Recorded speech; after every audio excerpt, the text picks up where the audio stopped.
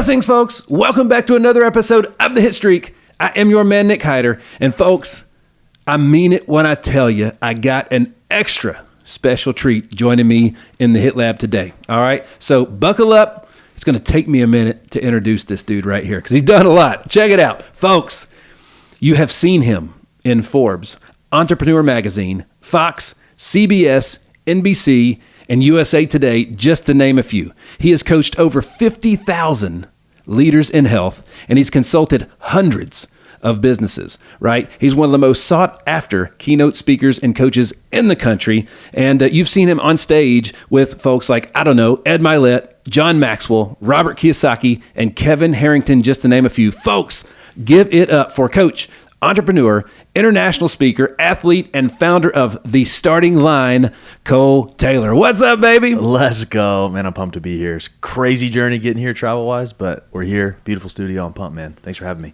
You did have an interesting travel journey getting here, right? So tell the folks about that. You came from another podcast, which is fantastic, in Vegas. Tell me all the things. Yeah, so one of our clients, Ryan Pineda, has a massive podcast. I got to go hang out yesterday. Well, we went a little long because I got there late, too, from other travel delays. Missed my flights, had to rearrange everything. So ended up, instead of flying direct here last night, which is what I was supposed to do, had to fly to Denver from Vegas, stay in Denver, get 3.5 hours of sleep, and then made it here this morning. But a bunch of rearranging. I was texting my assistant last night, and she's like, what's happening? Why am I getting all these notifications? I'm like, well, I'm rearranging hotel and car, and so made it happen. Glad to be here. And your assistant's still around. She's alive. That's right. That's right. Dude, I'm a big fan of Ryan. We actually spoke at an event with Brad in Vegas earlier this year together.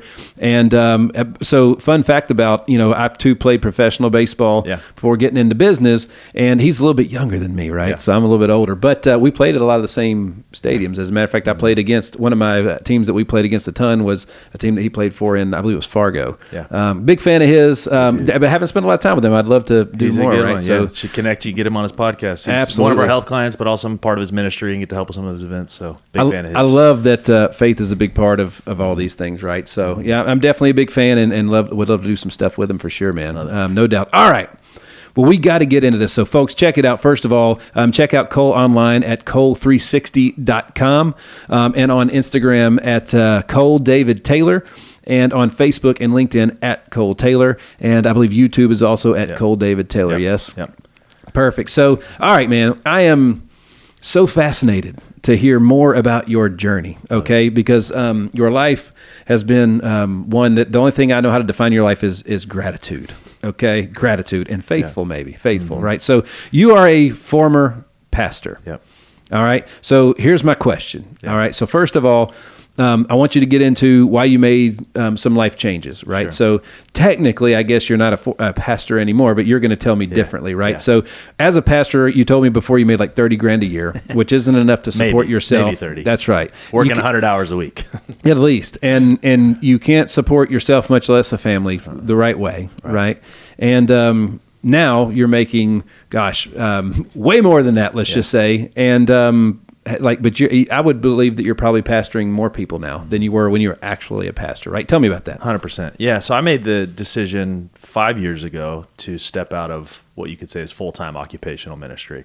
It's no longer my career and job to where now, like you said, I don't work at a church, but I 100% agree that I get to pastor and minister to more people than I ever could before. And it's provided me an opportunity to probably speak to people that need it more than someone in the church too. We were talking about this before we started the podcast, started recording, is I'm getting people in the doors. I'm getting to people that would never have an opportunity to be introduced to Jesus because they have no interest in going in there. But because I help them with their health, or because I have the impact of helping their business and it transforms their lives, their communities, their people, it's like, hey, what's this Jesus thing you keep talking about? That's right. And so it's a really cool opportunity for me. So I would say I technically am not a vocational pastor anymore, but I'm more of a pastor now than I ever was. I love that, man. It's because a lot of people have maybe some preconceived opinions about the church and whatnot, and where it's my belief that technically you can't see God, or can you? I think you can. I think you see Him in other people. Sure. You know what I'm saying? So, and it's so refreshing to see successful people living out their faith. You can have both, right? You can have both. So, all right, man. So tell me a little bit about like why you made the life change. Like that's a big decision. Like, you know what I'm saying? Cause you went to school to do that. Like, It was a big change. I would say there's two big reasons. One is the practical side. Did not like making $30K a year. There's a part of me, I had a business degree. I actually didn't go to school to be a pastor. Okay. I just, for some reason, felt like that was what God had been leading me towards. I grew up in a ministry family as well, and I saw that as the best way to be able to make impact on people. And so out of college, I was like, this is just what I'm supposed to do. Like I'm on this earth to help and serve people, and this seems to be the best opportunity. And I was given a ton of opportunities to do that right out of college, and so it just seemed like the natural path. I got a couple years into it and realized, hey, like there's something missing here. Some of it was the desire to build and to create something, and I wasn't really given that opportunity in my position at the church. There's certain things I could build, but it was more of just like, here's, it's almost like an executive. Like here's your game plan and your area you can build, but outside of that, like don't touch anything else. How big was the church? I worked at a couple, and they all had massive churches that have tons of locations, really tens of thousands of people. And so great opportunity, great, like nothing bad to say about them. I just, even some of the personality tests that we would take as leadership team at the churches, they would put everybody up on the wall, and then I'd be like this wild card of massive creative. And they're like, he's not supposed to be managing people on a day to day. Like he needs to be visionary. Yeah. And so I saw the writing on the wall. Like there's no building ability. And even like the worship departments that I was leading, and production and services, is I would get them to this healthy place, and I'd be like, all right, what else can I do? And they're like, keep it healthy. And I'm like, I'm not a maintainer. Like, right. So there's a part of me that wanted to build, but also I had passions for other areas that I honestly just practically wanted to be able to talk about. As a pastor, you're trained to, if someone's struggling, the first thing you say is, all right, well, what's the Bible say? Have you prayed about it? And sometimes I just want to have real conversation. Like if someone's saying, man, I'm tired, I'm stressed, I'm anxious, I'm depressed, I don't feel good. Like sometimes I just want to say, bro, like you don't eat good food, you don't move your body, you don't sleep, so what do you expect to happen? Like you're not going to feel good. Or they come to me, a guy would be like, man, me and my wife are just really struggling, and I just don't know what to do. And yes, we can pray about it, but sometimes I was like, man, like when's the last time you took her on a date? Like there's some practical things, we don't need to pray about it, let's just do some work. And the Bible I read says faith without works is dead.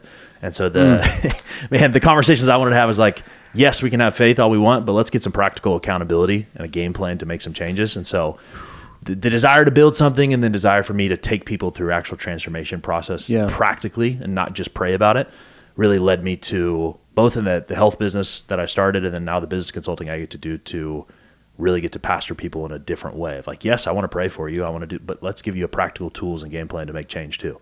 Man, like, all right, we got to stay there for just a minute, all right? Because like this is like, so first of all, and like I've said this multiple times, and it makes people upset. Quite frankly, like they come at me hard, and I love it. Bring it, man. But like, I went to Trevecca Nazarene University Christian campus. It was great. And I went as an athlete and a musician, dual scholarship, and I had a lot of to learn at that age and time in life. They didn't get the best version of Nick, let's just say, right? Well, what college kid is the best version of us? No kidding. But the one thing that like I really struggled with, and it took me a long time to really understand what this meant, was I would watch, that we had to go to chapel 3 days a week and so on and so forth. And I'd watch, let's just say dudes in there that like, I'm like, they'd get in there and dude, it was like, they felt it. They were all in that hour, and then nothing changed when they left. Let's just say that. And so it was kind of like the people that have a New Year's resolution, and then 12 months later, they have the exact same resolution because they didn't change. They didn't even realize they went through a whole year of life and nothing changed.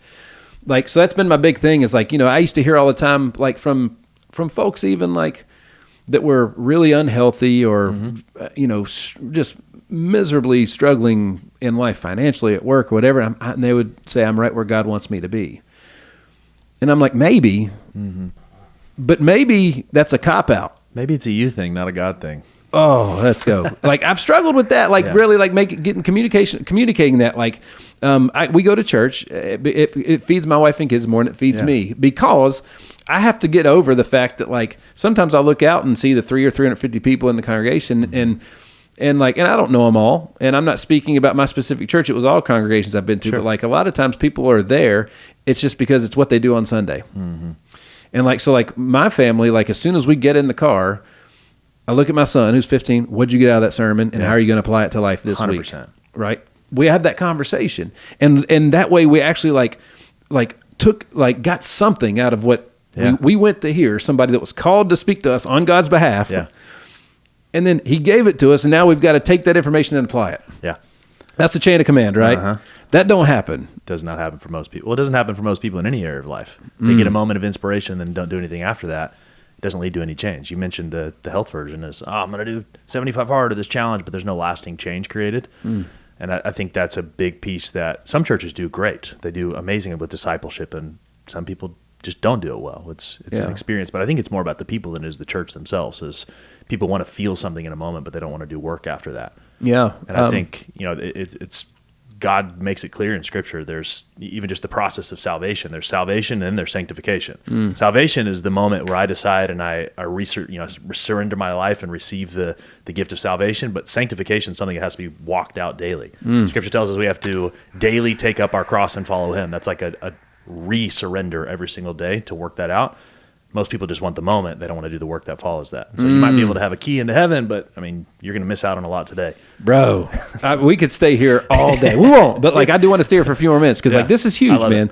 Imagine, because again, people go to church for the right reasons, obviously.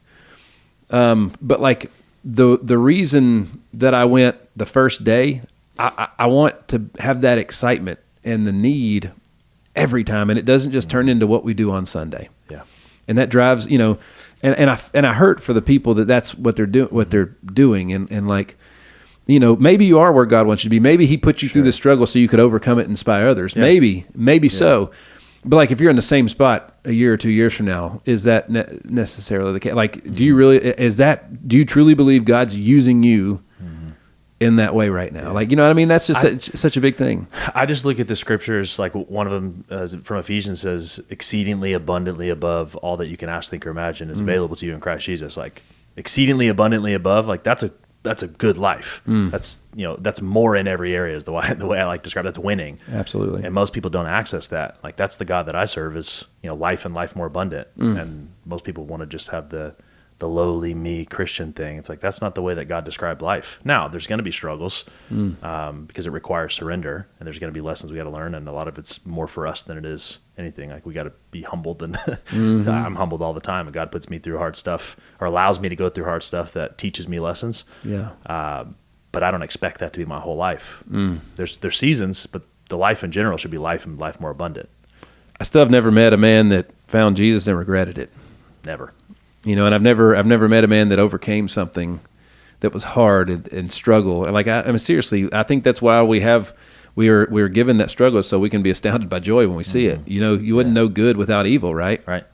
I could go seriously. I'm talk hours about this. Oh my goodness, absolutely. And it's very important. But again, there's we're all here. We're all 100% unique. Okay, and Roy Vaden has a quote I love. You're more powerfully positioned to serve the person that you used to be. Love it. Right. So there's probably a lot of pastoral care that you're doing, whether you know it or not. 100%. I don't know about that. Right. So talk to me a little bit about, as a pastor. Yeah. You're probably pushed pretty thin, right? So how old are you now? Be 30 here in about 2 weeks. So how many years were you leading a church or pastor? Yeah, a church? so I oversaw worship and production departments. So I was what they call an associate pastor or worship pastor, kind of cross roles. And I would get to lead at certain campuses and float around. I was doing that at a full-time capacity for 4 years and then part-time during college as well. It's a long time. There was a few years of part-time. Well, honestly, I started part-time working at the church in high school too. I've been leading worship at churches since I was, middle school. So kind of became a paid thing starting in high school, and then was part-time all through college, working around football seasons. Off season, you got all the time in the world. Yeah. And so I'd work part-time, and then once I graduated, I went into full-time, and that was a couple-year journey. So again, what was obviously you weren't, there was some things missing, and you were called for something more than you were currently doing now. Yeah. You wouldn't be doing what you're doing today without that. It's preparation. That was literally just a part of the journey, right? 100%. But it's so hard. Yeah. Quitters and finishers are very similar. You know what I'm saying? Like, but like they look and smell a lot alike, but like they're totally different. And, you know, God hides the beginning of something in the end of something else. So if you don't finish it, you don't make the natural progression to the next thing, right? So how did you know? There's a lot of folks out there that may be saying like, is this really all I'm here to do? Is this, or is this just part of my journey, a stepping stone or whatever? Like, so what was the big moment where you were like, all right, there's something more and I got to figure out how to be finished here to move on to the next thing? Yeah. It's a couple things. I started, you know, this is a little bit of a spiritual conversation in that there was a lot of internal stuff happening of God was speaking to or stirring me of like, hey, something's coming, something's about to change. Yeah. I just didn't have clarity on that. And a lot of times that's the way God leads most of us too, is we don't get the full picture. We just get one step. The Bible tells us that man can plan away in our heart, but the Lord directs our steps. And that's so sometimes it's only like, honestly, I'm thankful for that because I feel like I'd mess it up if I had the whole picture, knowing me and my, you know, dumb humanness.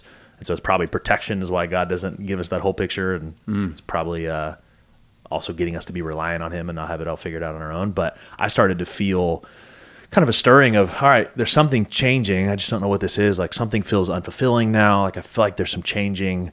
And I started just leaning into it. And I'm like, all right, God, like if this is what you want from me, it doesn't make sense because you called me here, I thought. And so if you're wanting me to go somewhere else, like you're going to have to make it really clear. And so I started leaning into that. I started, you know, praying about it. I started getting wise counsel, and I think it's got to be both. Like I'm going to pray, but I'm also going to ask people that have wisdom and experience. That, you know, at that time I was a, 25-year-old, 24-year-old. It's like, all right, like maybe I get some wisdom from people that have been through this and what their thoughts are. And so it was a probably 6-month process of just exploring internally and externally. And God does a really good job of when you're actually seeking, all right, God, I want what you just show it to me and I'll do it. He confirmed it through a couple people that's like, hey, have you thought about going back and getting your master's, which is what the first step I took was I resigned and then went back and got my MBA. Have you thought about like doing some stuff in business? Like I see what you do up there, like all those skills that like multiple people had those conversations. And then the last one is I read a book that really pushed me over the edge. It's Bob Goff, Love Everybody Always. And there's a line. I like Bob Goff, yeah. He's so powerful. There's a couple lines in there that really spoke to me. There's one section he talks about landing the plane and how there are sensors on planes that sometimes will say like a landing gear is broken, but it's really not, just the sensors messed up, and that stops people from landing. And he's like, most of the time in life, we think we like need the perfect picture, and it's really just a sensor is missing, but the landing gear's there.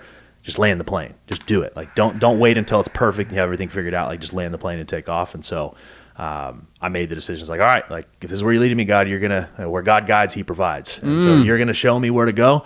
And so I resigned. I went back and got my master's and stepped into that. Actually started the business right as we made that transition, and then it, major transition. But the guiding was kind of twofold. As I started seeking internally. All right, God, if this is real, like keep stirring me, keep showing me. And then externally, I started asking questions and looking and exploring options too, and saying, all right, you're going to make something clear. And He shut the wrong doors, and then He opened some doors real wide, and it just felt like alignment, and I felt peace about stepping into a new season. Dude, by the way, there's probably an episode title in there, Jensen, about landing the plane. That was freaking powerful, dude. I love that. I want to thank all of our loyal fans that spread across all 50 states and 14 different countries. It's absolutely amazing. Folks, help us keep spreading the word, right? Share your favorite episodes with friends, and make sure that you are liking and subscribing to the Hitstreak on all digital platforms. Thanks again, and we look forward to more. That's really good. And I actually hadn't heard Bob Goff say that in a while. But I do love some Bob Goff. He is absolutely fantastic. Oh, dude, it's crazy. What's crazy is right after that, I read that passage. I'm like, that's it. I'm done. Like I'm going to go resign from the church. And then I got a call from my mom, which is, big inspiration in my life. Usually good wisdom source. Was like, hey, have you thought about like waiting till you figure out maybe insurance for yourself before you resign? Like, maybe give a little more time. Like she was just being wisdom. She wasn't like trying to, she's just trying to be wise mom. Right. So I was like, all right, I'll wait a little bit and I'll try to figure out, which I knew in my heart that I was supposed to have made the decision. I get back. So I was on a plane when I read that book from Bob Goff about landing the plane. Pretty funny. I get back and I was like, all right, I'll just wait a little bit. My boss actually calls me into his office. He's like, this is really weird, but I feel like I'm supposed to have a conversation with you. I'm not firing you, but I feel like God is wanting you to take a step somewhere. And I don't know where that is. Like we hadn't talked about it. We hadn't done anything. And he was like, hey, I feel like, are you supposed to resign? Like he straight up asked me. Come on. And so it's like, God was like, all right, you just said yes and then took it back. I'm going to put it in your face and make you do it. Wow. So the guy was like, are you, and I was like, I think I was supposed to. And he was like, I think you're supposed to now. I was like, I don't want that. I don't want you to leave, but I feel like God is having me ask you if that's what you're supposed to do. Isn't that crazy? Like, so I was scared to make the decision because of practical reasons. And so God was like, nope, you're going. Oh my gosh. That's amazing. Yeah. That's amazing. It's so hard because like, again, so much of your life is tied up into those things. Like, just like your mom said, insurance, like all these things that like technically aren't a part of the job, but they are. Yeah. It's the basics of survival. It's like, how are you going to provide for yourself? How are you going to get medical insurance? And so I let little things, practical things get me in the way of making the decision I was supposed to, and God had to kick me out of the nest a little bit. That's fantastic. Now, you're still doing. I mean, again, you're pastoring through life and business. 100%. A lot of times the church, when they bring people in, they serve the church, so they're serving in and not out. Mm-hmm. Somebody's got to be out bringing people in, and the best place to do that is through successful people. Mm-hmm. I think you know what I mean, because they've got the means, they've got proven track record, they inspire people. You know what I mean? 100%. So. And you're still doing you're still on some church stages today, yeah? I still get to travel and lead worship at a few churches and get to use that gift. And honestly, that's the hardest part of me leaving the church was like vocationally was like, well, I feel like this is what I'm supposed to do and I'm going to miss out on all this impact. Very quickly realized that I'm making more now than I ever could. And I still get those same opportunities. The part that I loved about church the most was the services and being able to pour into people and create that environment. And I can still do that whenever. The part I didn't like was the weekly meetings because I'm like, there's more that we can do. My business brain says this can be better. So now I get the best of both worlds. I get to build and then I get to serve for free. Then you have to pay me. Absolutely. Dude, that's fantastic. And so first of all, I got to give a big shout out to you and whoever in your marketing team because it's hard again, I went to college on a sports and a music scholarship. All right. So tying those two words together, you're rare when you have both the creative, right, and the sports background. A lot of times you see, it's like when they make baseball movies and the actors never played ball, and it's just like, come on, you watch them throw. Like yeah. So again. When I see your stuff, your team's done a great job of merging those two worlds. I see you on stage with the guitar, leading worship. I see you talking about faith. You're still doing those things. I see you talking about all the stuff in business, right? And all the accolades there and how you're helping people there. And then I see all the stuff that you're doing with your own fitness to also inspire other people. They've done a great job of. There was no question in my mind. I didn't look at it and be like, what is he? Is he a worship leader? Like, what is he? It's you just have all these creative outlets. Yeah. To serve everybody that it is that you serve, right? So big shout out to your marketing team because that's a big deal. That's hard to do, man. I struggled with it for a long time. Yeah, honestly, it was there's been seasons of wrestling, like how much can I show, how much can I not, and I finally found the freedom to show like I will be me, and I'm going to show growth in every area of life. Now the offers might look different, but I got to be true to myself. And honestly, up until probably a year and a half ago, I wasn't as vocal about my faith. And there was a moment that I had in a church service that I told you about as we kind of first walked in is I had, since I left the church, had not been as outspoken about my faith. I really thought I had stepped out of ministry. It's like, I'm just a business guy. I happen to have a relationship with God, but business is what I talk about, or health is what I talk about because that was the business I first built. Yeah. And I got to this place to where, one, I wasn't as fulfilled as I should have been, but two, is I wasn't talking about the most important thing in my life. And God spoke to me clearly in a church service and said, hey, I'm giving you an opportunity to pastor again. Come on. You're not using it. Let's go. And I broke down weeping in the church and was like, all right, God, like, I'm sorry that I've not made this the biggest focus. And I totally made shifts in my brand. Every time I speak now, I used to like kind of just gloss over the fact that I was a pastor. I'm like, I was a former pastor, but now, and then just kind of moved on from it. And now it's like there's scriptures interwoven, and when I talk strongly about my faith, not because I'm not, just trying to get someone saved, but it's who I am, and I can't shy away from that. And it's totally changed things. And so it's really hard. It's really hard when you. So I literally call it redefining yourself. Like you're recreating yourself. I've been told, hey, you're not. That was just another version of you, and you grew. However you want to word it, but like I remember when I was doing baseball. Like probably months, if not a year went by, and I looked in the mirror one day and realized I dressed the exact same as I did when I was a baseball player, but yet I'm no longer a baseball player. I was doing the same things, just without playing the game that paid me. Yeah. It took me a long time to figure out, well, who is Nick if he's not a baseball player? And I did the same thing when we made some shifts and restructured how our involvement in insurance and the insurance industry and what we were doing. And like for about 2 to 3 years, I didn't say hardly a word about any type of insurance. And that was, literally we had accomplished one of the like national leaders in so many categories, and we'd helped thousands of families with their options. We were very successful in that space. And it seemed to me, I was like, I was trying so hard to be seen, not that. And everybody kept telling me, like, dude, like, what happened to the insurance stuff? Yeah, but they even kept saying, like, dude, like, use that brand builders, like, use that. You're the influential insurance guy. Like, you know, when one of my media partners, Antoine, who I absolutely love, we were in a couple meetings one day, and I just had 5 or 6 really high-powered influencers or entrepreneurs call me, and they needed something. And he was like, dude, like, people like that call you on the regular? I'm like, yeah. He's like, dude, you're everybody's insurance policy. Like, why are you running away from the insurance thing? And I was like,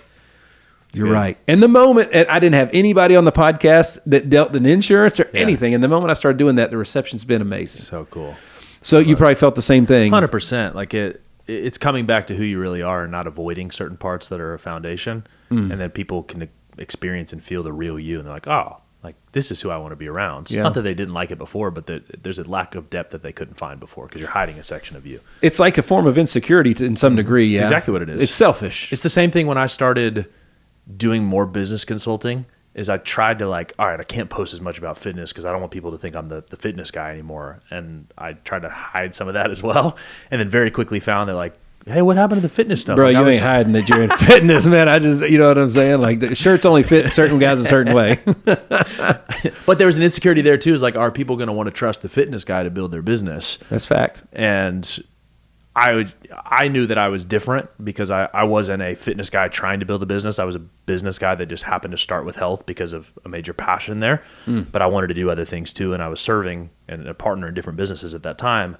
And so making that shift from away from the fitness guy to the business guy was again, similar insecurity of like, oh, maybe I should post less fitness so people don't think I'm like only the fitness guy.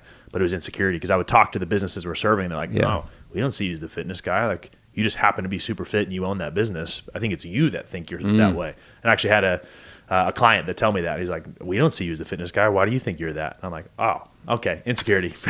That's right. Get rid of it. Dude, there is a big movement now. You know, I was listening to, reading some statistics recently that, I think like true or false, we are the most obese country on earth today. Like 46% of Americans, give or take-ish, are classified as obese. And there is a big fitness movement happening, at least on my social feed with what I see. I think in the entrepreneurial world, it's making a big shift for sure. So the people that we follow and stay connected to, I think are really beginning to take it seriously. Right. But there's a reason, okay, that all these like-minded, successful people are making that a focus of what it is. Like, you know, you're going to have the naysayers or there's successful people that aren't fit. And they may argue and so on and so forth, but I'm like, can they honestly look in the mirror and say, if I was more fit, that I wouldn't be further along in things, that I wouldn't have more energy, I wouldn't be a better husband, better father, better boss, I wouldn't think more clearly. I just got back from vacation, and I literally told my wife after vacation on the way back, I was like, we work so hard all year long. We're really disciplined with what we do.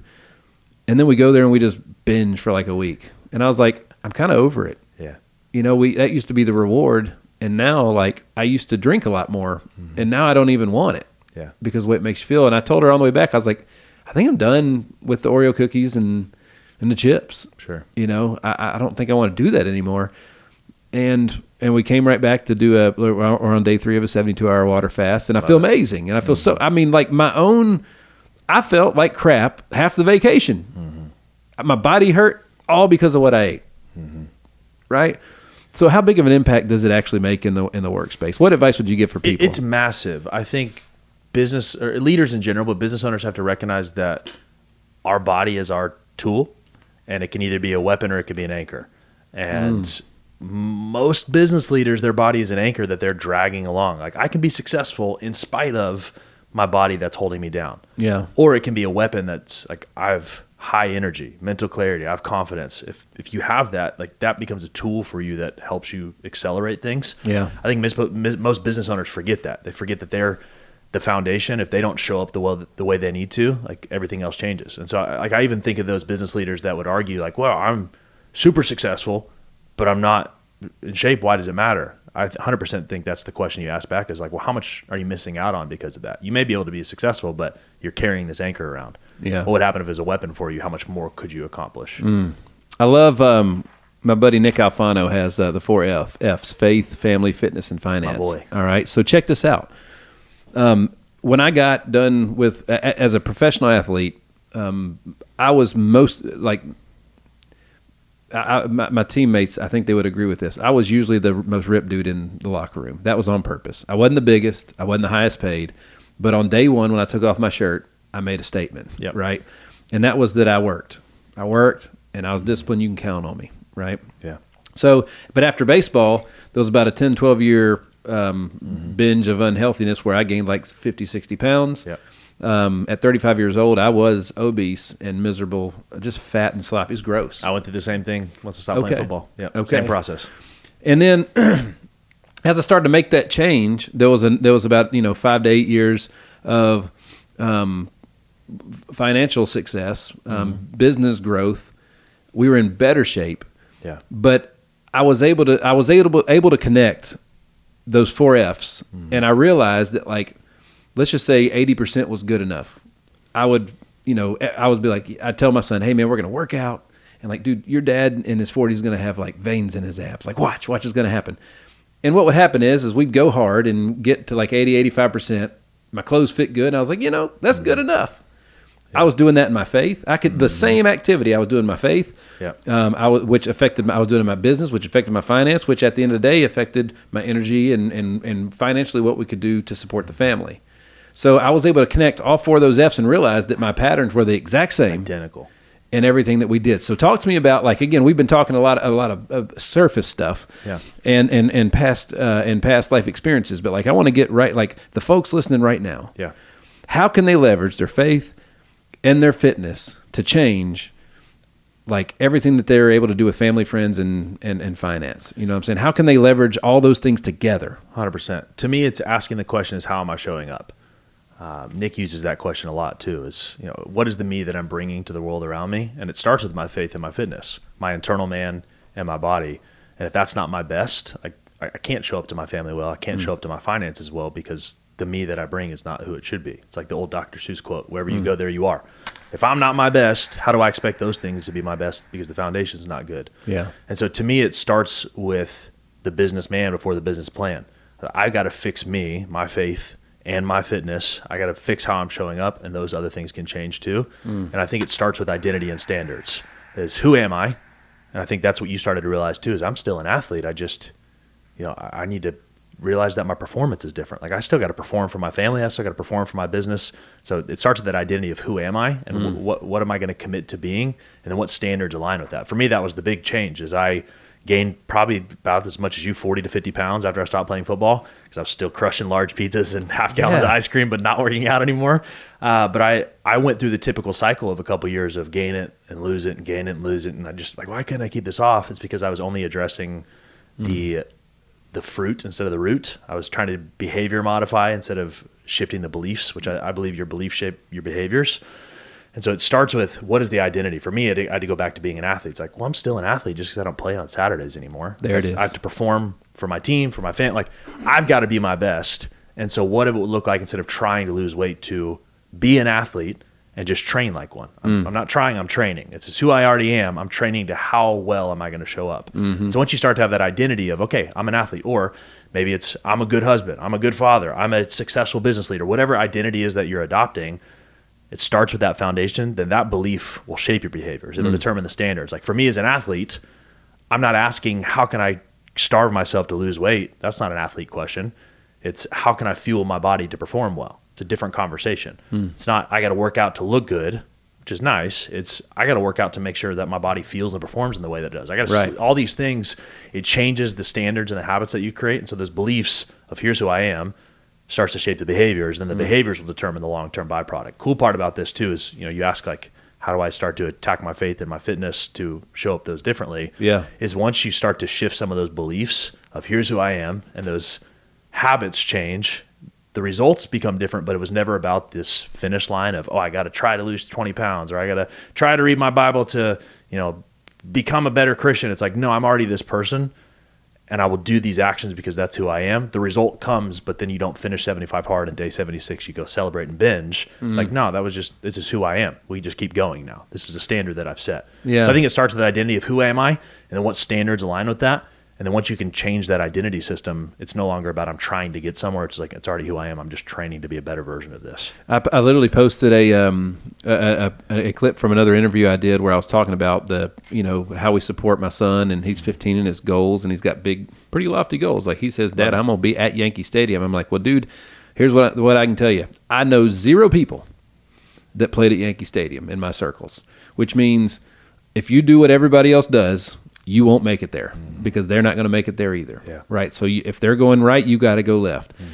And you ought to see a lot. There's a lot of pleasant comments on those things, but there's a lot of folks being like, dude, that kid's he's miserable. Let him be a kid. Let him play. And he can't wait to peace out from you. And I'm like, why is discipline a bad thing? Why? You know what I'm saying? Like, it's so, again, I went and binged on vacation, ate cookies, right? Had some beers, all those things, and felt miserable. Came back home, and I've literally starved myself for 3 days. I feel amazing. Discipline wins. Why is that the thing? Well, it's because people think fun is fun. This is an Ed Mylett quote. Winning is more fun than fun is fun.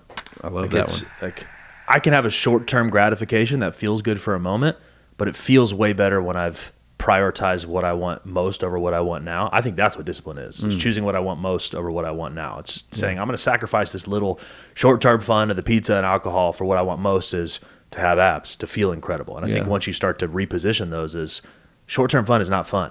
It's a quick dopamine hit, but I feel worse 10 minutes later. Like you crushed those box of Oreos, it feels good for a second, and then 30 minutes later you're like, awful. Yeah. Versus I had some discipline, and I wake up the next morning and I'm proud of myself. I'm happy, and the results reflect differently. Yeah. I think it takes people reframing what fun is. Like fun is winning. Fun is not a short-term gratification hit. The Hitstreak is powered by our partners at HitLab Creative Studios. Whether it's launching your brand new podcast, rebranding your current podcast, or taking advantage of any of their other content packages specifically for your social media needs, the HitLab is a one-stop shop for you. Visit hitlabstudio.com for more. So, all right, let's give the folks some behind the scenes, because I'm serious. You guys, if you haven't checked them out online, check them out. My man is on another level when it comes to fitness, and he's sharing a lot of those things. He's sharing his journey. He's sharing what he's doing. All right, so those folks that are Nick in 2020 that are like, you know what, I'm finally done. Like if I was doing 75 hard, I'd do about 60. I'd be like, all right, I'm good enough. Right? That was my pattern. So in 2020, my son's getting a little bit older, and we're like, all right, dude, we're going to change, and we're going to finish this. We're going to be finishers, not quitters, and see where that takes us. And it was life changing. It's amazing. So getting started. Yeah. Let's break it up into 3 parts. Let's break it up into nutrition, mindset, and obviously like nutrition supplements, mindset, and then fitness. What should they do? Like do people? What's the problem with fitness? Is it setting goals? Yeah. Is it blaming I don't have the gear? Like literally, my son and I bought 2 Bowflex adjustable dumbbells, and we did all of our back and stuff on the pulling up on a trampoline outside. Yeah. Like that was what we started with. No excuses. Yeah, I think I like alliteration. Former pastor and me, we call it meals, movement, mindset. It's the 3 pieces that you can control that will determine your results in your health. It's how I fuel my body. It's how I train it to make sure it can perform. And then what is the mindset or the belief system behind that? I think number 1 has to be mindset. It's how am I approaching this thing? If you're approaching it as a short-term fix, it's going to have a short-term result too.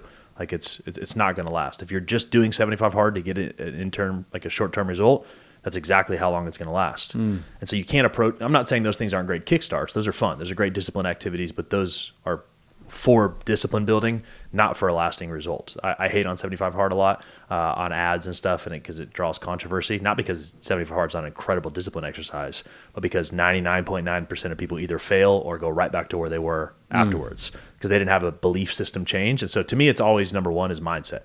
I've got to look at this different. It can't be a short-term win, short-term gratification, short-term how fast can I lose? Like those are the wrong questions to ask. It's always identity and standard of who am I? I'm an athlete.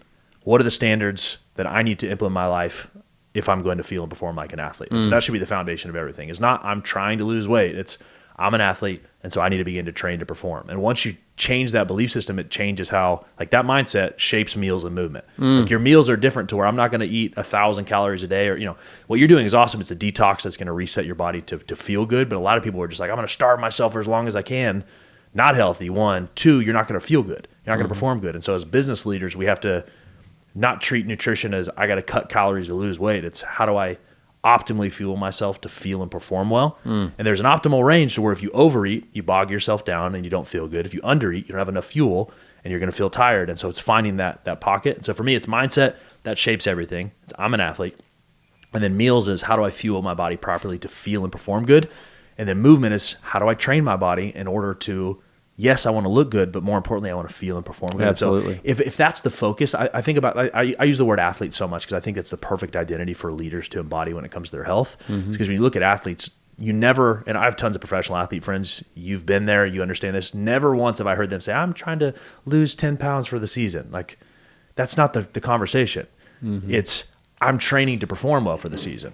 But do you know any professional athletes that look like slobs? No, they all, offensive, defensive linemen might be a slight caveat to that because they have to be that big, but every athlete looks really good too, but they're not training to look good, they're training to perform. As a byproduct, they look good. And so to me, when it comes to getting started, if you want this to be a lasting thing, it can't be the short-term quick fix. It's a lifestyle change. It's got to be a lifestyle change, and it starts with the mindset of who am I? I'm an athlete. If I'm an athlete, this is who I am, so this is what I do. My meals and movement have to be treated differently of how am I fueling my body to perform? How am I training in a lasting way to perform? I'm not going to do all-out sprints. I'm not going to work out 5 times a day and starve myself because that's going to actually put me in a worse – because what you don't know about starving yourself for really low-calorie diets is it actually destroys your metabolism. Yeah. And so inevitably you will fail and gain the weight back, and now you're in a worse-off position because your metabolism's lower than it was before because you've lost muscle mass. And so it's harder to maintain weight and it's harder to lose weight next time. That's right. And so it's got to be a long-term approach. So the overall summary is I've got to get the mindset in place of I'm an athlete. And that shapes my meals and movement. I need to train and I need to fuel my body in order to be an athlete. And as a byproduct, you end up looking really good. Why? Because it's lasting. Yeah. And you're going to feel good every day. And when I feel good, I'm more likely to want to train. I'm more likely to want to eat good food. It's no longer a battle of discipline. It's I've become a different person. It sounds like we need old Andy to make the next product after 75 hard, right? So what happens on day 76? So it sounds like to me what you're saying is when you commit to 75 hard, commit to 3 to 5 years of discipline first and make 75 hard to kickstart to that. Sure. And that's totally, and I think they have a Live Hard program that that's more transition after that. I'm not really sure how it works enough. There's so many different challenges out there. But to me, if you don't approach it from a long-term fix, it's never going to, like, to me, you're wasting your time. Don't do 75 hard if you plan on celebrating day 76 and going back to normal. Because it's actually more dangerous and you wasted your time. Like, I would rather not spend all that time and effort for 75 days to gain it all back, because then I could have just been living my life. That's right. That's a waste of time. Yeah, that's right. That's exactly right. So, and like, even I was, one of my, on MLB Network, they did a thing about Greg Maddux, a documentary about Greg Maddux, one of the greatest pitchers to ever play the game. And he did it he had a lot of great tools, but they interviewed Randy Johnson, who was, the big unit was 6'10", or 6'11", threw 100 miles an hour. Greg Maddux threw low 90s. And Randy even said, like, just watching how he had to think because he didn't have the power that I had. He was we were playing 2 different games. And, that's what I've noticed about the elite athletes is that, like Greg says in the documentary, after his first full season, he was like, he told his pitching coach, I went to a psychologist. He was like, well, why? And he said, because 60% of the game or more is your mind, but I'm only training the 40%. That's right. And that was the change for him. Like Michael Jordan was the same way. Wayne Gretzky, all the best, just they thought a certain way. Yeah. And their mind was used a certain way that separates them from everybody else, and they ended up being the greatest. Not by accident is what I'm coming down to, right? So again, the mindset is such an important part, and I love that you put that in there because it's not just what you eat and it's not just what you work out, but you gotta. Everybody is one of one. So what worked for you isn't exactly what's going to work for me. No. I can take the information that you gave me and I can apply it and I can make adjustments until I actually figure out. It's going to take me embracing the knowledge that I need to seek to get the results you get. Mm-hmm. Right. So, dude, the mindset is forever important. That's fantastic. So huge. All right. So we haven't even touched the business yet, which is what we're getting into now. Right. So, Sure. But we did a little bit. We kind of connected on how you're able to leverage fitness and whatnot. So talk to me about how you've been able to be, I mentioned in the beginning that you have coached over 50,000 leaders in health, but also consulted hundreds of businesses on business. Yeah. Right. So talk to me about how you've, what are the common grounds of both, and how have you been able to leverage that? I mean, it's fantastic. There's a lot of great trainers that might be called to help businesses like you are, and they're not doing it yet. Yeah. I think it started from a place of I have a passion for something. When I was first getting into starting my first business, and that was our health business. What do I have a passion for? What do I have a story around? What problems can I solve? What do I have the skills and abilities? So there's a conversation I begin to have of, where does the merging of my past, present, and future come together? Of what have I gone through and experienced? What do I presently have the tools to be able to do, and then what impact do I want to make? Like those all merge together in I've got a passion for health because of a past that I've gone through of losing a ton of family members from health complications. Presently, I've got personal training certifications, and I'm in pretty good shape because I was a former athlete. And then in the future, it's like, well, I know I want to be remembered for making an impact. To me, that put together this new purpose I had of, health is a great outlet for that. And so I went down this route of, hey, what's it look like to coach people and serve people in the health space? And it really became a combination of pastoring and health. Yeah. As when I started working with people one-on-one in their health, it was, I'm going to give you a workout nutrition plan, and then we'll get on a call and I'll pastor you and let's talk about your week. Why didn't you eat well? Well, I was stressed. I'm like, why are we stressed? Do we need to pray about it? And so it kind of became these. And what I didn't realize is because I was pastoring people, I was having those mindset conversations. Let's address what really caused that. Like the workouts and nutrition wasn't the hard part. It was the and addressing the internal stuff. And so it started to get this, just really crazy change for people. It's like, I've never been able to keep the 10 pounds off for longer than a month before. Now we're still doing this. It doesn't feel that hard. It's like, yeah, because we addressed the thing that actually got there. And we worked through the you problems that were causing you to show up to your health in the wrong way. And so it became this, this movement that we built. And I partnered with an incredible friend of mine that had experience in coaching people at a really high level from a bodybuilding space too, and had more knowledge in nutrition. So we kind of made these pivot roles. It's like, I'll work on the internal part of people. You work on the body because you can take it even further. Not that I wasn't getting great results. He just had a next level understanding. Yeah. And really accelerated us. And so we snowballed. We ended up hiring doctors, nutritionists, and we began to take this thing deeper to where it's no longer just the fitness side. It was, we're going to keep addressing the mindset, but we're going to go way deeper in your health. We're going to get DNA, hormone, gut health testing. We're going to bring in much higher level experts like our coaches now. Like one of our coaches was the former Kansas City Chief strength and conditioning coach. Another one coached Armed Forces. There was a Division II strength coach. Like they're higher level people to give higher level results. And so we went down this path of, man, this thing's getting away from me. They're way smarter than me. How about I just keep focusing on the business? You guys just keep helping people and serving people, and then I'll oversee kind of the mindset, faith portion of our business. And so it started to create this opportunity of capacity for me of like, man, like our team's way better than me. I'm kind of just in a visionary role now. Man, what else can I do? How else can I impact people? And I started to have business leaders in our community come to me like, hey, you guys have an incredible marketing machine. Like, how's this working? Can you help us with ours? And I was like, I'm not a business coach, but I do have a master's and some certifications. I can teach you what we're doing. And the first business client I ever had, he was like, hey, can you coach me on my business? And I was like, what do you mean? Like, I don't do business coaching. And he was like, will you coach other people? Like, instead of just talking about the health, can you just talk about business during our calls instead? And I'm like, I guess. Yeah. And his business literally doubled in 90 days, like 100% increase. And he was like, hey, you should probably do more of this. I'm like, okay, I guess. And so it started this route because I had more capacity and I wasn't coaching the health anymore. Our team was way better, that I began to explore like, man, I think I can help people in more than just their bodies. Let's dive into their businesses too. Let's talk about their health and habits of them personally, but then how they're leading their team, how their leaders are leading their systems and processes. And so it took me a journey of, I started getting certified in operating systems, similar to EOS, Empire Operating System. Between me and my business partner and the consulting firm, we have 4 or 5 of those, scaling up, Empire, EOS. So I started to pursue more education too. I was like, well, if I'm going to start doing this, like I better be incredible at it and have a knowledge for it and get training and education. And so as I started decreasing my capacity in the health business, started to learn way more, and then it just started to snowball. Now, we've helped hundreds of companies now too. And so we'll go into their organization, and it's really two parts. It's operational consulting where we build an operating system similar to what EOS would do of, what's my mission, vision, values, create a long-term vision. Let's work that all the way backwards into, bite-sized chunks and goals.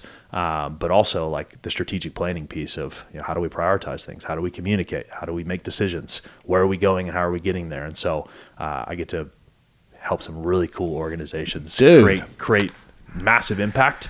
And again, it was another, like I was hesitant to get into business consulting. It's like, I don't know, like, is that really what I want to do? And then I realized how much of an impact I can make when I help a business change, because their team changes, the impact they make in the community changes.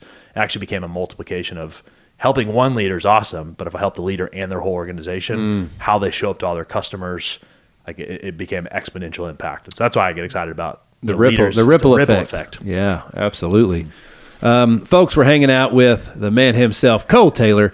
Check him out online at cole360.com, on Instagram at Cole David Taylor, and on Facebook and LinkedIn at Cole Taylor. All right, Cole. So there's a quote I love is when a flower doesn't grow, you change the environment, not the flower, right? So that was something I learned in pro baseball. A guy would be a really good player, would be struggling. Yeah. He'd get traded and sent somewhere else, and all of a sudden he's lighting it up. And I remember I asked my pitching coach, the great Todd Etler, I said, Todd, why is that? Why was he so bad here and why is he so great there? He said, change of scenery.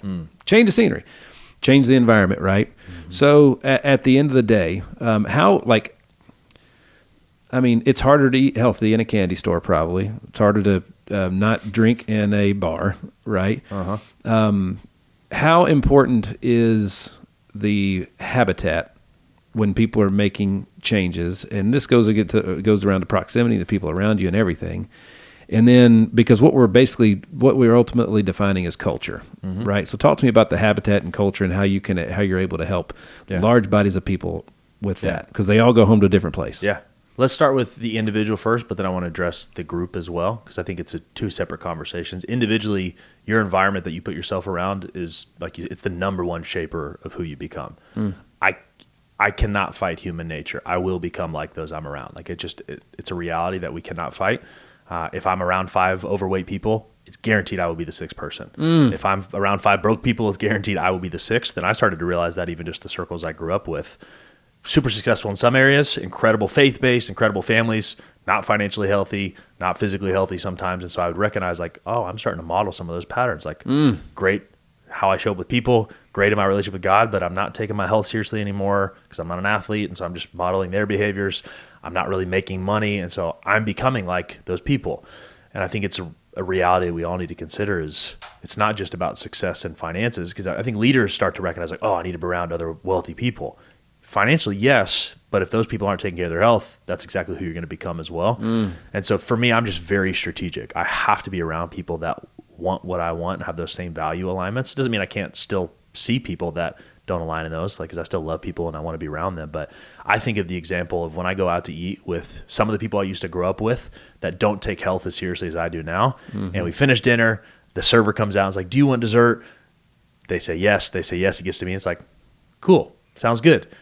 I guess I'm doing it. Or maybe I'll say no and they'll say, bro, eat the cookie. You look good. Like they encourage me in that behavior. Like, bro, why do you work out so hard if you can't eat the cookie? And it's not that they're, not well-meaning. They don't understand. But when I'm around guys like Nick Alfano and some of our other friends that fitness has been a massive part of their life, and they also know my goals. If that same environment happens as we're eating out, the server comes out and says, do you want dessert? Nick says no. One of our other friends says no. Hell no. He says no. And then it comes to me and I'm like, I guess I'm not getting dessert too. I don't want to be the only one. Yeah. I didn't require any discipline. It would be more discipline for me to say, yes, I want dessert than no. And so to me, that's the importance of getting around people that already have the identity and the values and culture that you want, is because it's a lot easier to get around. I think about the Tour de France, these big races, the clump of cyclists is called the peloton. The easiest place to be at in a race is the peloton, because you get to draft off other people. I think that's the same thing in life, is if I surround myself with people that are already doing it, I can just get behind them and say, I'll just do what you do and I'll get fast results. Absolutely. And so to me, that's been a cheat code. Like the reason why, I didn't tell this part of the story, the reason why our health business exploded is not because I was incredible at business at that time. I knew people because of the pastor side. I knew how to market. I knew how to sell because I knew how to sell, faith to people. I knew that, but I knew nothing about business at that time. The reason why it accelerated is I paid way more money than I had to be in some high level groups. And I was just like, I'm going to do what you guys do. Yes. And I duplicated those habits and, rapidly accelerated every room I was in because I would constantly invest. Like literally I had $5,000 in my bank account working as a pastor. And that's just, you make $30K a year, you save a little bit and you kind of just almost paycheck to paycheck. That was my life. Yeah. I had enough to pay rent and then, rent would kind of get replaced and I just stayed about $5,000 in my account. And I bought an $8,000 program when I first started my business and I was going back to my master's to teach me how to build an online health coaching business. Month 1, I made 10K back. Month 2, 10K. Like I was immediately at 6 figures, not Incredible. because I was amazing. I'm sure there's the drive and the capacity piece, but it's because I'm like, I'm willing to invest in that. And then immediately I invested in another coach that was 50K. Immediately after that, once I finished those programs, I invested in this is where I met Alfano and Long, a 100K for the year program that I had zero business being in. They were all significantly more successful than me. And I had a 6-figure business investing 6 figures to be in a coaching program. But that first year we jumped to 7 figures because I started to be around those types of people. And so for me, it's the fastest accelerator of any area is if I want to be an athlete, just go hang out with athletes. I will be forced in that. So that's the individual piece. I can answer the team one too, but it sounded like you had some thoughts on that. Yeah. I'm always blown away at like, when it comes to like just basic behaviors and influence, like as a parent, all right. Mm-hmm. There's when you become a parent, especially if you're one of the good ones, and there's a lot of great ones out there. But you obviously care. Like for instance, if your kid's getting in trouble with a certain group of kids, you're gonna be like, hey, you can't hang out with him anymore, right? Hey, don't drink 37 Dr. Peppers, man. It's not good for you. Drink. Let's eat better, and so on and so forth. Yeah. As a parent, we're so quick to tell them that, but like we don't always do the same thing. Like we're auditing who our kids hang out with, but are we auditing our own circles? Yeah. Are we paying attention to those things? And and it's such an important thing that you were just talking about, because again, one of the hardest things to do is create accountability to yourself. Mm-hmm. It's very easy to become the victim rather than the survivor. Yeah. You know what I mean? And the victim and the survivor had the same things happen to them. It's just all in how they look at what they went through and how they 100%. Overcame it, right? The Hitstreak is powered by Team Hyder. Team Hyder has been serving you for 11 years and has racked up over 20 national and local awards for excellence in all areas. When it comes to finding the right health plan, we need to consider your family's needs and your family's budget. That's what we do to serve you. To look further and to book an appointment, visit teamhyder.com. All right, go on ahead and talk about the groups. Well, yeah, before I say that, I think that the other cool part about those circles and when you choose to surround yourself with certain people is when I maybe start to see myself as a victim, or I will quit on my habits, or whatever that negative scenario I start to move towards is they won't let you. Like when I use the example of Alfano, it's like if I start to fall off and he'll see me and be like, bro, what are you doing? Like you've gained some weight. Like what's going on? Mm-hmm. We're not like, this is not you. You're better than this. Like love me enough to call me out on that. If I don't have that circle around me, not only am I not going to get there, but if I'm on my own on that, like I will not be able to maintain it. And so it's probably the number one factor in my growth in certain areas is just I choose who I'm around very specifically. For the group piece, and this is a big conversation we have with the companies that we coach, is how do I define a certain culture? Because I think the environment is huge. Determines how people communicate, determines how they show up, determines the performance of your group. And so it's one of the first things we talk about. And I think it's two things: cultures, values plus behaviors. I got to determine who I am, what are the values that I have as an organization. That's the foundation. Who we are is the foundation, and then what behaviors can I reinforce that align with those values? So if passion, that's one of our core values of our health business, if passion is a value of ours, how can I start to hire, fire, incentivize, celebrate what passion looks like within my organization? And if that becomes a process for you that's repeated of here's our values, we're going to get it in front of everybody, and then everything that aligns with those values, we're going to celebrate, we're going to reaffirm, we're going to make decisions off of. Everything that doesn't, we're going to remove. You start to create a culture that is aligned with those things. So it's values plus behaviors. It's who am I? And then how can I align values with behaviors? How can I align actions that align with those things? You actually create a whole different environment for your people. It was that culture was defined to me one time by somebody I respect a whole lot. He said, culture is the way we do things here. Mm-hmm. But again, it's not one problem in the history of mankind in business. They look back and say, that problem happened because their culture was too good. Never. It's kind of like communication. That problem happened because they communicated too great. It's always a breakdown in one of those things. And culture is basically just an umbrella of all those bits and pieces that make up all the 100%. nuances and antics and systems to make things come together. It's right? like you said, it's how we do things here. It's who we are and the actions that we take that reflect who we are here. It's exactly that.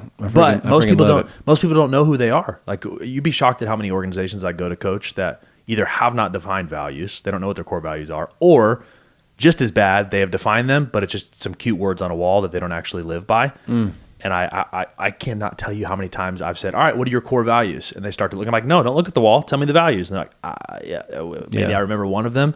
And so they're not actually creating the culture they want, because even though they defined the values, they're not driving behaviors along with those. And so the key becomes, how do I hire by them? Like, if someone doesn't fit my values, they can't be on the team. I don't care how good they are. How do I fire by them? I don't care if they're the best salesperson. If they don't have integrity, it does not matter. They cannot be in an organization.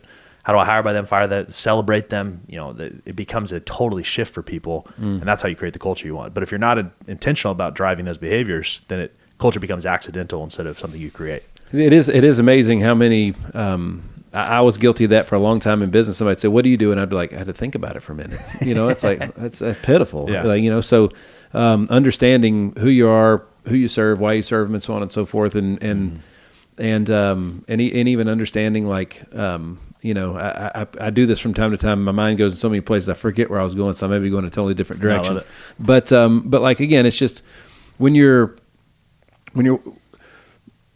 just clearly stating who it is and what you do is a challenge for a lot of people. Yeah. You know what I mean? It truly is, and it's something that, like, if you thought about it, then that becomes something you do every single day. You have things to measure on a regular basis that are leading to those things. Troy McQuaig, the CEO of U.S. Health Group, I learned so much just from being involved in the company, just paying attention. And just like when you watch a show that recaps the previous episodes or the previous seasons, Troy did that every time. He had literally just addressed the company the last week, and he told the story I've heard it for 12 years now. That's great. Of how we got to where we started to where we're at today. He reminds us every time we hear from him what the company's mission of hope is and why that was selected and so on and so forth. And then every year there would be a new theme to the year. One was Together We Rise, one was Be Worthy. And then every time he would bring us together, he would associate the themes of that year and the mission of the company the story. And that was in every time he addressed the field. He was an amazing leader, and that was so important because we always knew what we were doing, why we were here, and what our purpose was. And that's alignment. I think what most teams miss, specifically from the leader, is creating that alignment in your organization. Yeah. And I think about, like, if a plane takes off from New York to Paris and the nose of the plane just gets even a couple degrees off, it ends up hundreds of miles off course. Yeah. A small shift over time is a massive change. But think about an organization. If people aren't aligned with mission and vision and values, they don't know where we're going, then how do we expect to keep them on that path? And over thousands of people, sometimes with these organizations, there's these big fragmentations that happen, not because it was massive mishaps. It's because people are just slightly off course and they don't have that alignment. I read a study recently that said 33% of employees have no idea what's important to the company. They don't know the priorities. They don't know the mission. They don't know where we're going. And they said over half of those employees didn't know how they contributed or how they brought value to that. Yeah. So, like, it just tells me that most companies do not have that alignment. It doesn't, like, there's no buy-in from the people on what we're going. And it's that plane taking off from New York to Paris is people are just getting off in alignment. They wonder why they don't reach their goals. All of the best customer experiences, there's some form of consistency in there. That's why everybody loves Chick-fil-A so much, right? Because of the drive-thru. It's so quick and efficient. That was like one of my favorite movies is The Founder, talking about the story of McDonald's and how the speedy system on how to create hamburgers and fries and drinks fast and get them out, right? So it's all about the systems and the organizations and all those things. And so again, all the breakdowns and, when you have a bad experience, it was because something happened that wasn't met of your expectation, right? It took too long to get the food or whatever it might be. And that's just, again, that's a consistency thing. And that's a reflection of the leadership. We've all been to the chain restaurant we were like, man, that one just sucked. Why is that one sucking everybody? Because it's owned and it's led by different people than the other ones we went to, right? So, and that seems to be like what you are saving the world one business at a time, right? 100% creating alignment. But the cool part about what we do too is a lot of consultants stop at that. Like they'll create this experience of where I'm going to leave with a cute binder of mission and vision and values, but then there's no practical work to be done. It's kind of like in the church. Let's pray about it. Let's talk about what God says, but then not have an action plan. I am just as intentional in the business too. Is like we can't create these all these ethereal who are we and where are we going stuff if there's not a clear action plan. And so that's why every business we work with is we're not only creating this long-term vision and plan, but we're going to work backwards from 10 years down to 3 year, down to 1 year, down to quarterly, down into weekly tasks or to-dos that have to happen. So that I know at the end of this quarter, not only are the big rocks are going to get accomplished, but also I know every single measurable that has to be hit. And so you actually create, again, action plans to this big vision too. I love it. I love it. All right. So as we get to the end of this episode, I know we've got a giveaway to announce here in just a minute, right? So, but before I get to that, are there any final thoughts, closing statements, or any nuggets you'd want to leave our amazing listeners today that before we talk about that giveaway? Yeah, I think one of my favorite phrases is "wake up before your wake up call." And so the thing I'm about to give people is an action item or a tool to take control of your health. And the reason why I always talk about health first before business is because businesses don't have problems.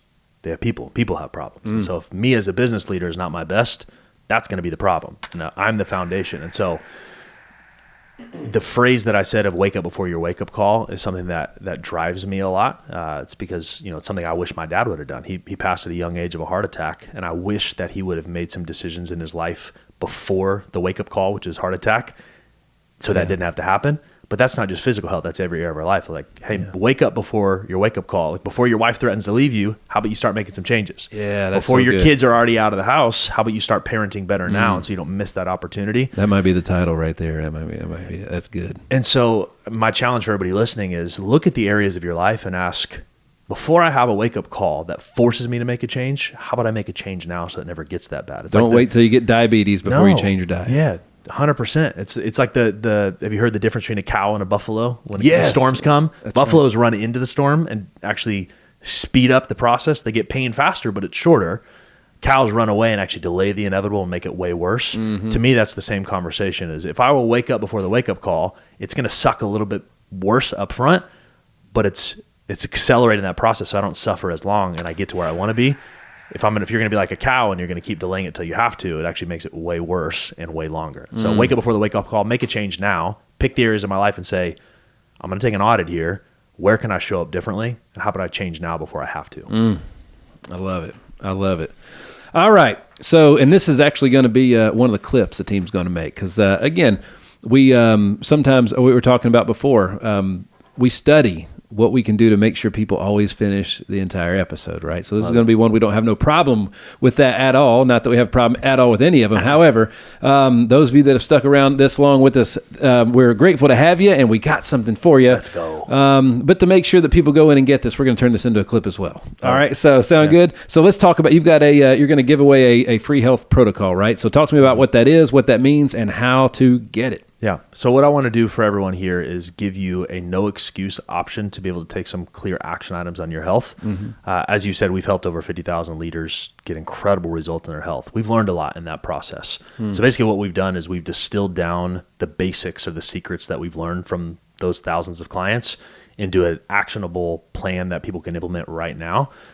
And so I want to give that away to them to where they're going to know exactly how to eat for their body. How many calories do I need? What meal plan should I follow? They're going to know how to train for their body. They're going to have some workout programs based off their goals. There's going to be supplement recommendations. So it's an actionable game plan for them to implement right now. This is what most coaches charge thousands of dollars for. Why? Because personally, I don't want them to go through what I went through as a son losing mother and father because of health complications. But two, is I care so much about them as a leader that the impact that they make on others is significant. And if they don't take care of themselves, it's not just about them. Their impact is being cut short and the other people are going to be affected by that. But I also know there's significant growth that can happen whenever they flip that switch and say, I'm going to be able to prioritize myself. And so I want to give them that as a gift. It's free. There's zero excuse. The only excuse you have is just you not being able to commit to yourself. And so if you can commit to yourself, I've given you the tools. Our team and our company can talk way more about the testing we do and how the customization, but that alone should get you 80% of the way there. Boom. How do they, when they're intrigued, what do they click? How do they get on board? How do they enroll? Yeah. And we could probably put the link in the show notes, but the easiest way, if you just want to search it, is go to that cole360.com and there's a button that says coaching. And in that drop down, it says free protocol. So if you click that, it'll just tell you, hey, put in your information so we know where to send it. It'll send you an email, and it's basically these custom templates that you can create based off of your data you put in. Beautiful. So go to cole360.com and do the drop down to coaching. Click coaching, and then it pops up as free protocol, and you can download it there. Beautiful. Beautiful. Well, thank you on behalf of all of our amazing audience. I hope it's helpful for them. Absolutely. I know Jensen and I'll probably take advantage of that ourselves. Yeah. Awesome. I love diving into all the programs of the greats that come in here and hang out, because I learned so much from how I see why they did that. I love the experience I just had. I need to use that. Like, I'm studying what everybody else is doing while I'm taking it in. Absolutely. Well, dude, that's fantastic. Thank you for doing that. And anything else? I'm so glad to have you here. Like, there were so many ways we could have taken this thing. I definitely got to bring you back. Yeah, I would love to. Definitely got to bring you back. But we covered a lot. We covered a lot of really good stuff. So, I mean, my man's from Tulsa, Oklahoma, came all the way here from Vegas, crazy enough. Tulsa right? to Vegas, Vegas to Denver, Denver to here. We're here. Insane. And he's got a long day of other interviews here in the studio today, right? The Hitstreak is powered by RAC Financial. When it comes to your credit card merchant processing, RAC Financial is efficient, reliable, and trusted. At the end of the day, when it comes to processing your credit card payments, they make it simple, the way it's supposed to be. Check out RAC Financial. All right, dude. Any final thoughts before we sign off? No, I would just say, we talk about wake up before the wake up call, but the other question I love to ask is, what am I missing out on by not being my best? And the reason why that question came up for me is, of all the losses I've been through, we could talk for hours about that. Every single family member of mine has passed from health complications except for one uncle who actually had a heart attack as well, but God spared him and he's still here. But I was orphaned because of health complications. Hardest of those was my father, who is big role model, just my best friend, key pivotal part of my life. Yeah. What was tough about losing him was not only that piece, but the hardest part was at his memorial service. I had more people than I could count came up to me and said, your dad had a profound impact on my life. He loved me. He served me. He prayed for me. He helped me get through this tough moment in my life. He helped us walk through our marriage. Over and over, these stories of your dad had such an impact. Wow. Really cool to hear. Tough part about that is, and that's where this question came up, is what did he miss out on impact-wise because he died early? Yeah. And I question myself that every day. It's like, if I don't develop myself in the way that I need to, not just me, but what am I going to miss out on impact-wise? And so for me, like, it's not just a physical health, it's spiritual, it's relational. Like, I have to be my best and I have to be on par, because who much is given as much is required. I'm given an opportunity to impact people as a leader, and everybody's listening to this podcast as your leader, and you're having so many opportunities of interaction to serve and help people. If I'm not my best, it's not just about me, it's about those people that aren't getting impacted. And I don't want to miss out on what I could be doing impact-wise because I didn't take care of myself. So, whether it's taking some steps in that health protocol, whether it's committing to, I'm scheduling a weekly date tonight with my wife or with my kids, if it's, hiring a business coach, whatever it is for you, like, don't leave stuff on the table. Don't miss out on what you could have because you didn't commit to yourself. Good enough is only good enough. It'll never be great. So good. Dude, thanks for the hang today, man. I appreciate you coming in and doing all that stuff, folks. Once again, Cole Taylor, the man himself, cole360.com, on Instagram at Cole David Taylor, and on YouTube and on Facebook and LinkedIn at Cole Taylor. He's the coach, the entrepreneur, the international speaker, the athlete, and the founder of the Starting Line. Dude, I look forward to watching you do more and just keep doing great things, brother. It was an honor. Appreciate you. Absolutely. Well, folks, thanks so much for tuning in to another episode of The Hitstreak. I am your man, Nick Hyder. God bless.